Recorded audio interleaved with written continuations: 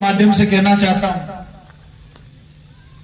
हो सकता है कि शरीर के रूप में देवाजी हमारे बीच में नहीं, लेकिन उनके विचार, उनकी दी हुई ताकत, उनका दिया हुआ हौसला अभी पूरी तरीके से हमारे पास है। देवाजी जब 80 के अंदर 80 के दशक में बरड़ क्षेत्र में माइनिंग करने गए,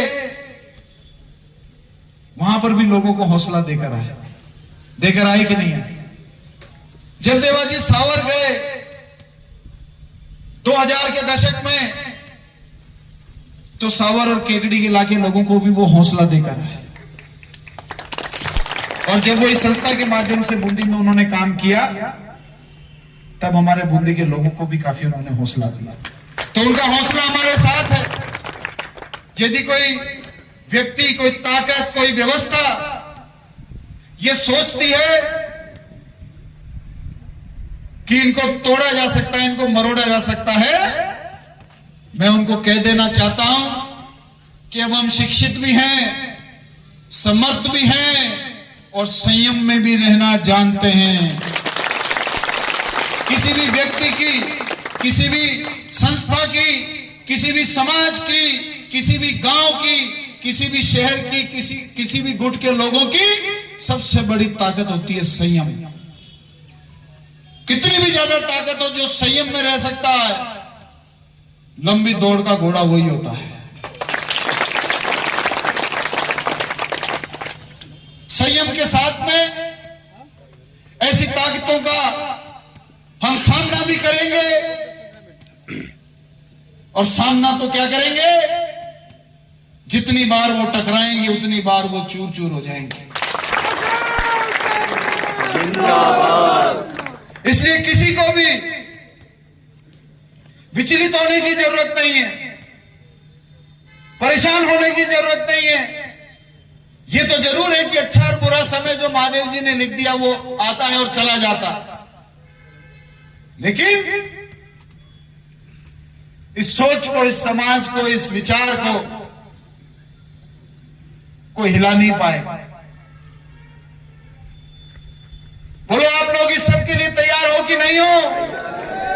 तैयार है? मैं फिर से अपनी एक बात कहकर खत्म करूंगा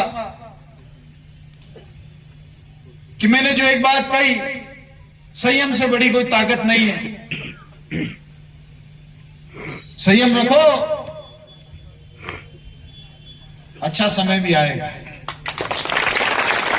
ये खेल खिलौने चल रहे हैं, कितनी भी तेज आंधी हो, क्या 365 दिन चल सकती है?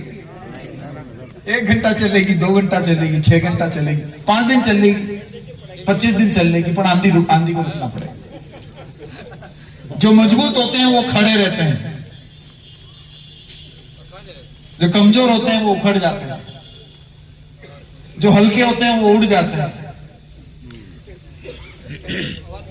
हो जाता है कि नहीं हो जाता है? इसलिए घबराने की जरूरत नहीं है। आदमी की असली हैसियत जब पता लगती है, जब उसके हाथ में ताकत आती है। अभी बड़ी मुश्किल से कुछ लोगों के हाथ में ताकत आई है, तो उनका असली चेहरा देख लो। असली चेहरा तभी तो दिखता है जब ताकत आती है। जब तक कमजोर होता है तो सबको बाबूजी कहता है, जब ताकत आती है तो उसका असली रंग दिखता है कि इसका आदमी का रंग कितना है।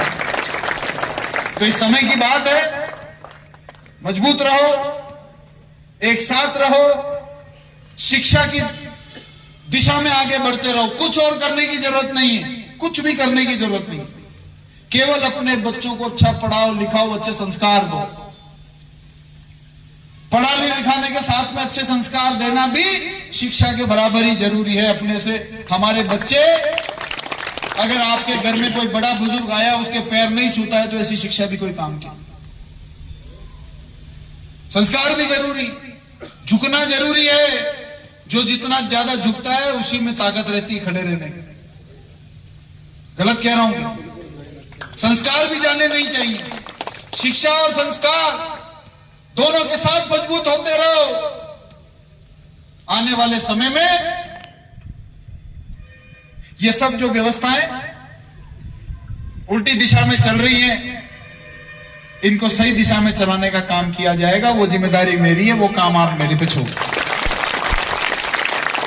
आप सभी लोग यहां पधारे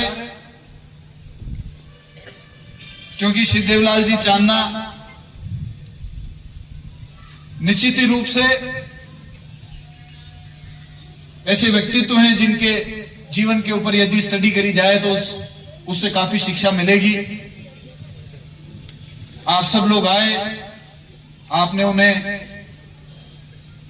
उनकी पुण्यतिथि के ऊपर आपने एक कार्यक्रम रखा। हॉस्टल के बच्चे, संस्था के साथी, आप सबको बहुत बहुत धन्यवाद, बहुत बहुत आभार।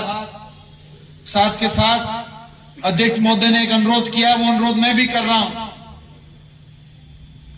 कि 15-17 जयंती तो श्री देवलाल जी के नेतृत्व में आप लोगों ने निकाली है, लेकिन इस वाली जयंती में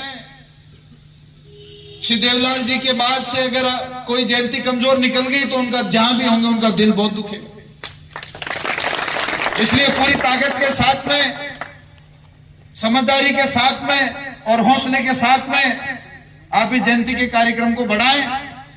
साथ ही साथ अभी से एक आमंत्रण दे रहा हूं, शिवरात्रि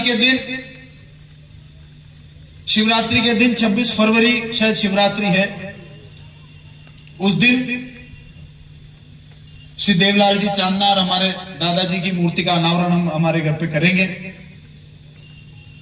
आप सब लोग उसमें सादर आमंत्रित हैं। बाद में भी आमंत्रण आएगा, और अभी मौका है, अभी 1 महीना है, लेकिन अभी से आमंत्रण दे दें तो उसमें आप सब लोग जरूर पधारिएगा। आप सबको मेरी प्रणाम, सबको मेरी राम राम।